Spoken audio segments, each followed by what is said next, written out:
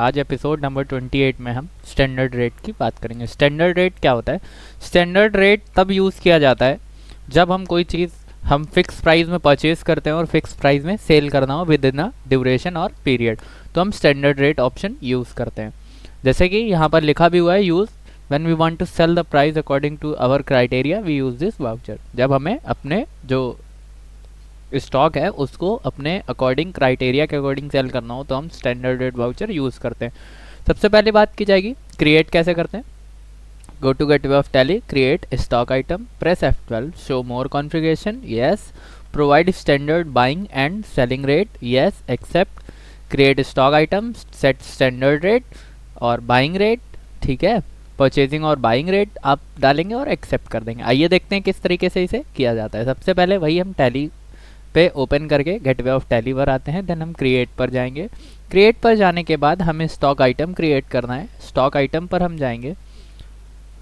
For more options press F12, F12 press करेंगे। F12 press करने के बाद आपको यहाँ पर शो मोर कॉन्फ़िगरेशंस पर जाना है। यस करेंगे। इसे यस करते ही हमारे सामने यहाँ पर नीचे ऑप्शन आ जाएगा provide standard buying and selling rate. ये कई बार नो होता है, अगर ये नो है तो इसे यस करवा लें, अगर यस है तो कोई इशू नहीं है, दैट्स गुड, ठीक है। इतना करवाने के बाद अब हमें यहाँ पर स्टॉक आइटम क्रिएट करना है। फॉर एग्जांपल मैं HP माउस क्रिएट करता हूँ। HP mouse under electronic and unit pieces, ठीक है। इतना बनाने के बाद अब यहाँ पर देखिए एडिशनल डिटेल्स में हमारे सामने एक और ऑप्शन ओपन होकर के आ रहा है, सेट स्टैंडर्ड रेट्स। इसे हम यस कर देंगे। यस करने के बाद स्टैंडर्ड कॉस्ट किस डेट से एप्लीकेबल फ्रॉम और एप्लीकेबल फ्रॉम दोनों साइड आ रहा है, किस डेट से किस डेट तक के लिए ये एप्लीकेबल होगा। मैंने कहा 1 अप्रैल 2023 से अगर मैं कोई चीज़ 150 में परचेज कर रहा हूँ, यानी कि HP माउस को 150 में परचेज कर रहा हूँ, देन हम इसे 250 में ही सेल करेंगे। अगर परचेजिंग हमारा 150 है, परचेजिंग हम 150 में करेंगे और सेलिंग हम 250 में करेंगे। इतना करने के बाद अब हमें इसे एक्सेप्ट करवा देना।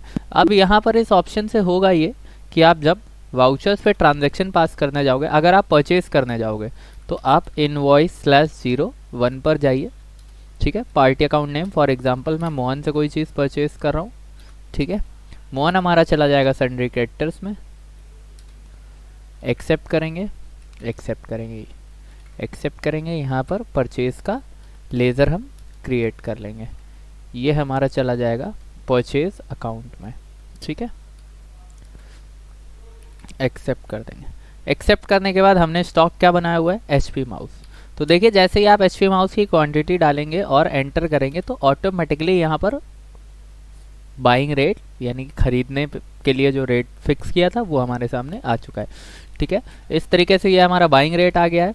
हम यहाँ पर बिल बना लेते हैं, बिल नंबर /01 और इसे एक्सेप्ट करवा देते हैं। F5 से हम इसकी पेमेंट करेंगे। मोहन को 15,000 रुपये की पेमेंट हमने करनी है। हमने अगेंस्ट रेफरेंस में बाई कैश 15,000 की पेमेंट कर दी। अब जब हम सेल करने जाएंगे तो हम डिफरेंट पार्टी नेम बनाएंगे, लाइक सोहन।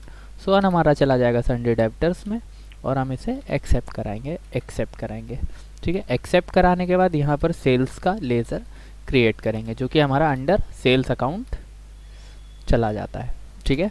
सेल्स अकाउंट करने के बाद इसे एक्सेप्ट कराएं।